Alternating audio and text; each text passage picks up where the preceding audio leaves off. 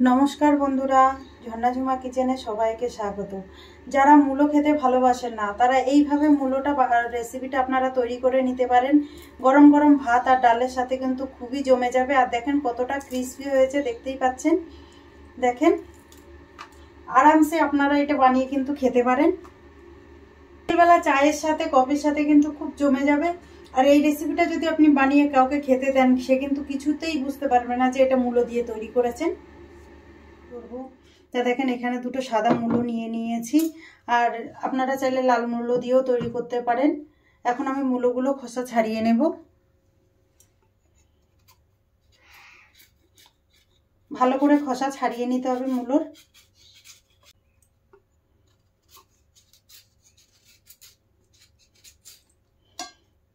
এইভাবে মূলোর খোসাগুলো কিন্তু ফেলে দিতে হবে।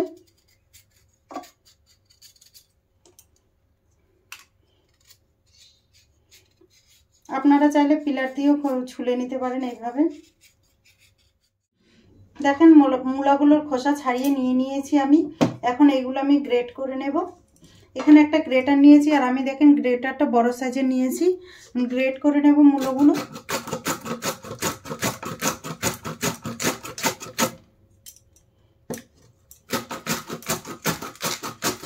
বড় করে নিলে কিন্তু বড় সাইজটা যদি নেওয়া হয় তাহলে কি হবে, পকোড়াটা খেতেও ভালো হবে আর দেখতেও কিন্তু খুব ভালো লাগে। আর ছোটটা হলে পুরো ঘেটে যায় বেশি। দেখেন এইটা সাইজ কত বড় বড় হয়ে উঠছে, দেখতে পাচ্ছেন। এরকম বড় বড় সাইজ করে হলে পকোড়াটা খেতে খুব ভালো লাগে। তো আমি এইভাবে দুটো মূলরই গ্রেট করে নেব। দেখেন দুটো মূলই ভালো করে গ্রেট করে নিয়ে নিয়েছি। এখন আমি মূলগুলো ধুয়ে নেব। দেখেন একটা বাটিতে জল নিয়ে নিয়েছি এখানে। এখন মূলগুলো দিয়ে দেব আর একটু ভালো করে ধুয়ে নেব। প্রথমে ধোয়াই আছে মূলটা, কিন্তু একটু ধুয়ে নিলে ভালো হয়।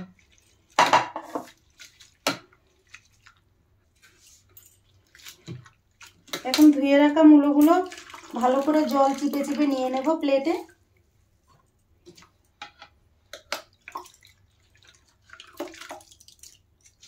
দেখেন এইভাবে জল চিপে নিতে হবে।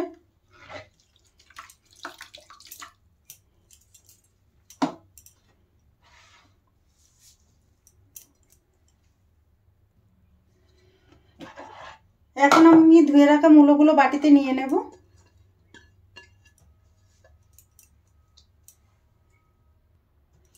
দিয়ে দিচ্ছি কুচনো পেঁয়াজ আর কুচনো ধনেপাতা। দিয়ে দিচ্ছি কুচনো কাঁচা লঙ্কা।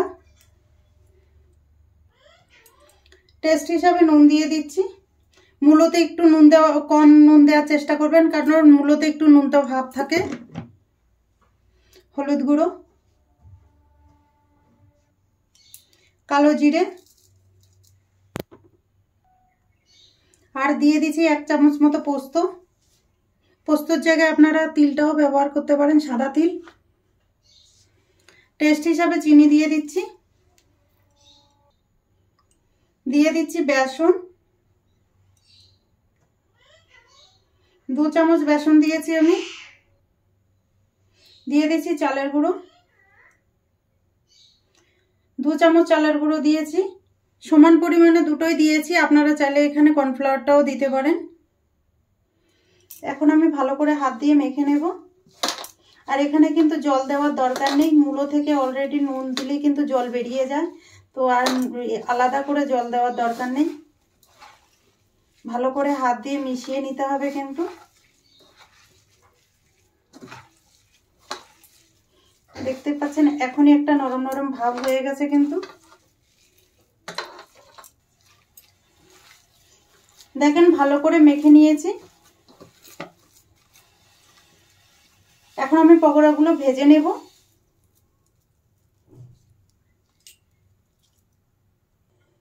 তেল গরম হয়ে গেছে, আর আমি এটা সর্ষের তেলেই পকোড়াটা তৈরি করছি। যেহেতু মূলোর পকোড়া সর্ষের তেলেই কিন্তু বেশি ভালো লাগে খেতে।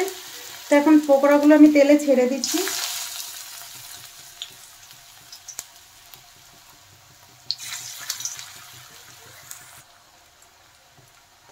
সাইড করে আরেকটা দিয়ে দিচ্ছি। পকোড়াগুলো পাল্টে দেব। দেখেন এক সাইড লাল লাল করে ভাজা হয়ে গেছে খুব সুন্দর করে।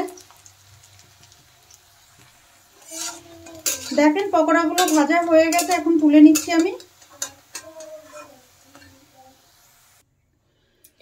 আরো কিছু পকোড়া ভেজে নেব আমি। এই পকোড়াগুলো ভাজা হয়ে গেছে, এখন তুলে নেব। পকোড়াগুলো আমার তৈরি হয়ে গেছে, এখন আমি প্লেটে নিয়ে নিচ্ছি। এই রেসিপিটা যদি আপনাদের ভালো লাগে তাহলে আমার চ্যানেলটাকে সাবস্ক্রাইব করবেন, লাইক করবেন, কমেন্ট করবেন আর অবশ্যই শেয়ার করবেন।